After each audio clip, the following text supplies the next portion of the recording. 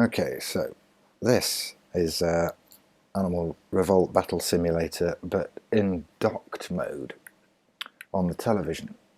And if you weren't aware, if you'd not played this, because it was originally a mobile game, that element has carried over quite significantly because, as you'll find out, the Pro controller doesn't work at all.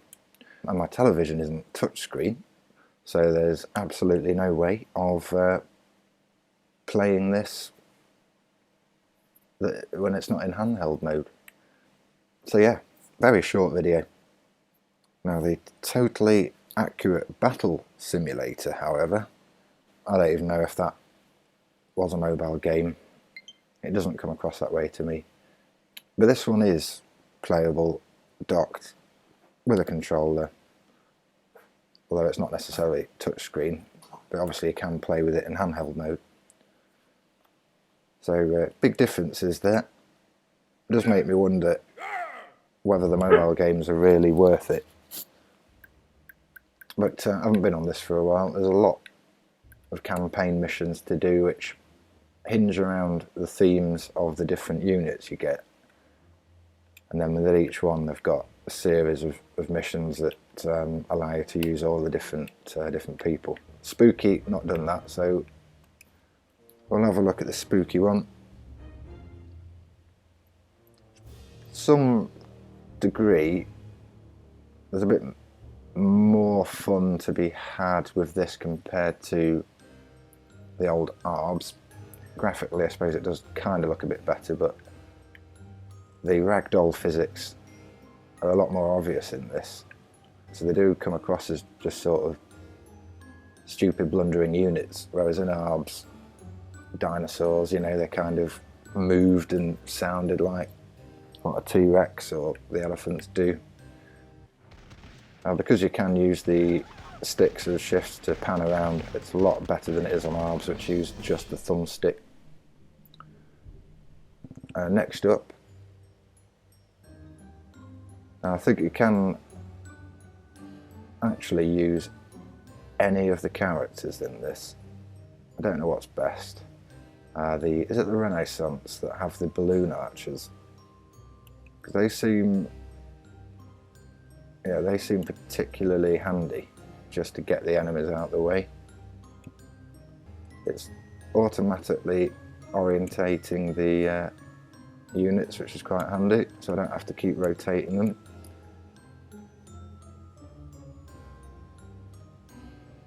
To be honest, I'm not entirely sure if I can rotate them. But we're just going to see how we get on with 11 balloon archers.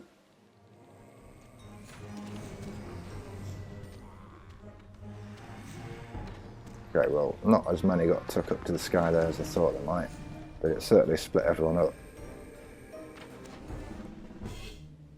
But ultimately, that was a flawed plan.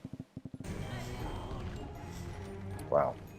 I kind of figured the dynamite would go off instantly, but no, that made a bit of a mess. It didn't really take many of them out, although we're still alive, just. In fact, now there's only one unit, and I don't know where he's going. That also didn't work so well. And we've got someone stuck in the trees there. That's him gone. I don't think that one was a particularly good plan. Yeah, that didn't work. So these levels will make you think, much like ARBS did, really. It gives the appearance there's a bit more strategy to this, probably due to the sheer number of different units and what they do.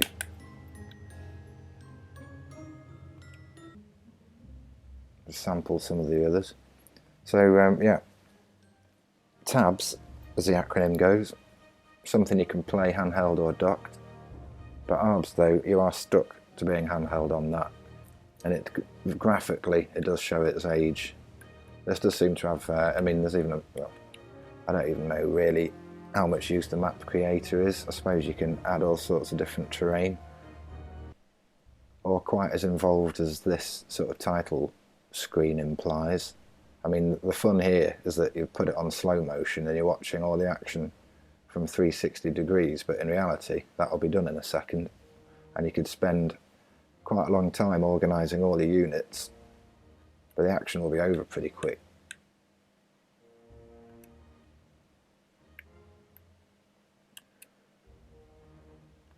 Local multiplayer, that's not what I meant. Is there such thing as an online match? There's been quite a few games I've played on the Switch where it struggled to really find anything.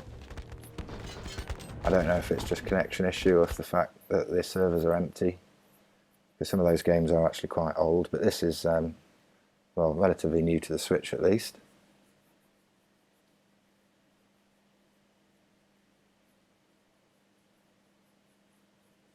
But that is taking a while. And because it doesn't really have a loading screen, you don't know if it's frozen or what. So we'll back out of that. Although that's not working, I think the game may have actually frozen. It has, that has actually frozen. Well,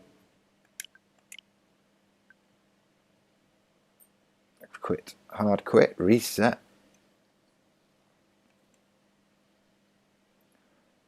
I don't know what went wrong there. Maybe it was the system update that took place just before, and an error.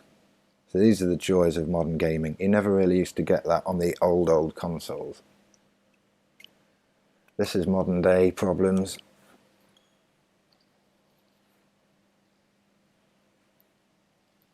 I guess we take a lot of things for granted. I have lost count at the amount of times various Switch games have crashed though. I've had that error message more times than I care to remember. And I wouldn't have really thought this was a particularly power hungry game. Maybe it is, I don't know. So sandbox this time. So we'll give you some themes.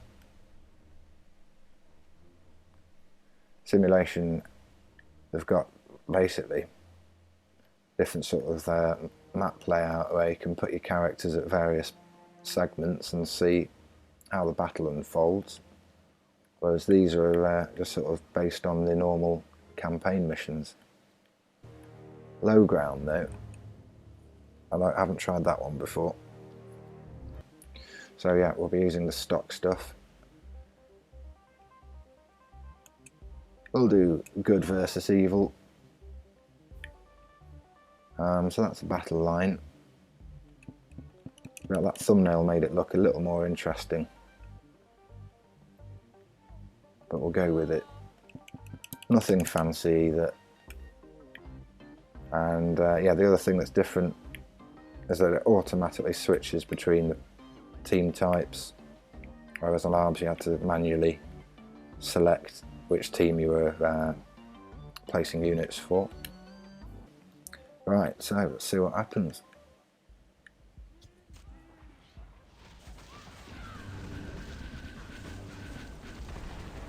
Certainly looking at it on the television, the resolution's broken up there. There's a tiny bit of slowdown, but yeah, the units look extremely bitty. Looks more resolute on the laptop screen. Yeah, there's a bit of slowdown there now.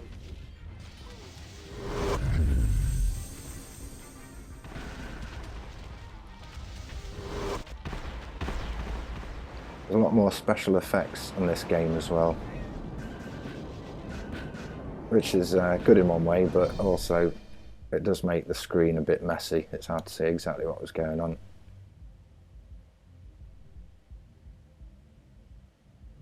But it doesn't have blood, I don't think, whereas ARBS did have the old bite marks and bleeding when the creatures were taking a pounding.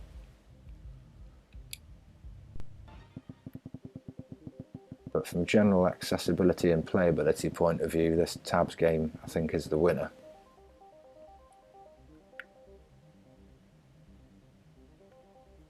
I think both suffer from an element of repetitiveness, which I guess you'll always get with the battle simulators. Even though we've got a variety of different units to choose from, you're pretty much watching the same thing. It will allow me to add the ones we created last time, so we'll do that. I can't remember what any of these characters did though. Okay, well, I've got the big one here. You can see the area size. I made it far too big. I mean, that's just ridiculous. You can't even get the camera to pan up to see it properly.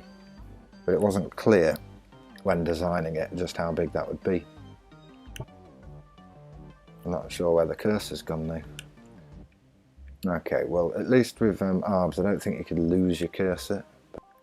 Alright, we've got the cursor back. My men.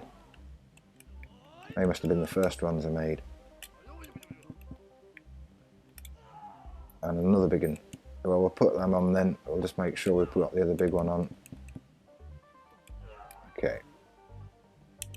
Well, I don't know how this is going to go, but it just gives you an idea as to the scale of units you can build.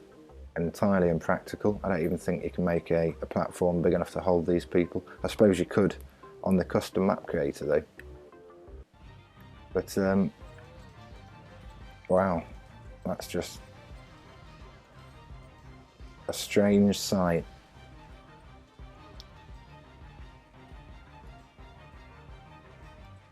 If I was a youngster and someone from the future showed me this and said this is the sort of game we'll be playing in the 2023, I'm not sure what I would think. I don't even know where they've gone. And then down here, teeny weeny characters that just seem to be this mash of limbs. That's scary actually.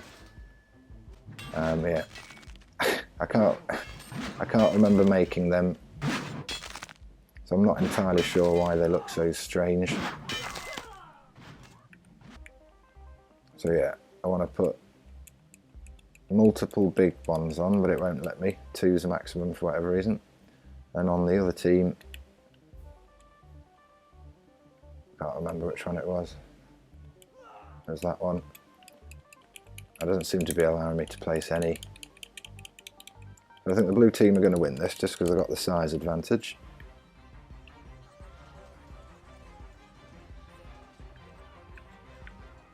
That is just peculiar. And then into the abyss they go, slowly. I don't know what lies down there.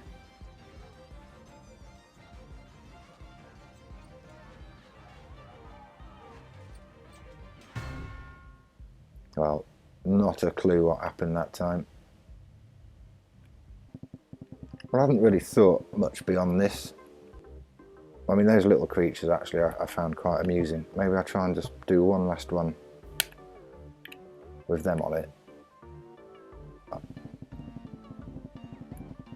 Now, I'm not sure if we've got a unit cap on here. It's counting it up, not counting it down. There might still be an overall limit. I'm going to just put the same things on this side. There we go. Even match. Similar loopy loops as well. But let's see what sort of mess this looks like. Okay, that's definitely more slow down there. Look like ants. I mean, these things move in a jerky fashion anyway, but the slowdown doesn't help. Makes it just look like, in essence, a broken game. And that grid, is the grid moving? Are they moving? There's a little bit of slowdown with the camera settling, which can be a bit confusing.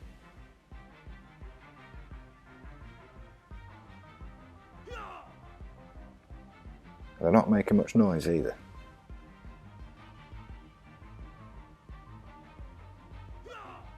But yeah, it's not very pleasant to watch at that frame rate. I guess there is a limit to the Switch's power. I mean, how it made some other games run, I don't know.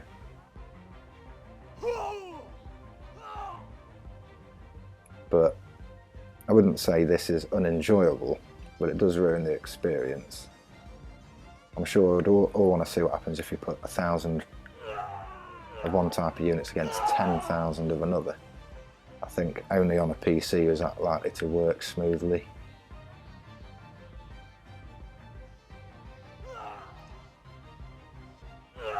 Because on the big screen, it does seem to be more of a twitching, colourful mess than it's coming across on the laptop.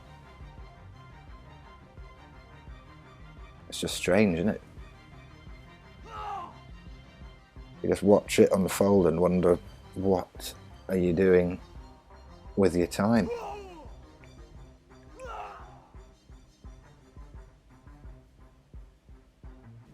But kind of amusing. Similar, I suppose, to the ragdoll physics in ARBS. The bigger the body parts, the more they droop about. But is there really any long-term value in that? I suppose it all depends on the individual. I feel there's a lot more to create on this game though. But it's hard to really tell what's going on here.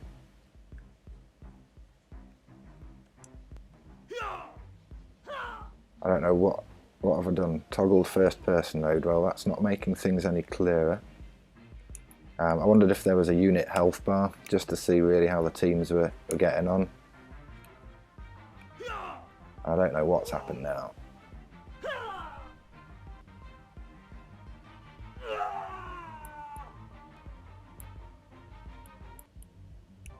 So yeah, still can't really tell what's going on. But that's the beauty of the sandbox mode in tabs. I'll just be very wary of the slowdown from having too much going on at any one time. I mean, look at that. That is not a game. That's a piece of graph paper. I don't even know where I'm looking at this point. I seem to have lost everybody. But I still think overall this one's a little more fun. I just miss the realistic looking creatures, dinosaurs, whatever. Yeah, I'm totally confused now. I don't know what I'm looking at. Well, I think that's enough for today. Shame you couldn't see much of ARBS, but there's already videos about that. Don't know if this was insightful at all, but ultimately, tabs you can play handheld and docked, ARBS handheld only. If that is a deal clincher, then you've got your answer right there.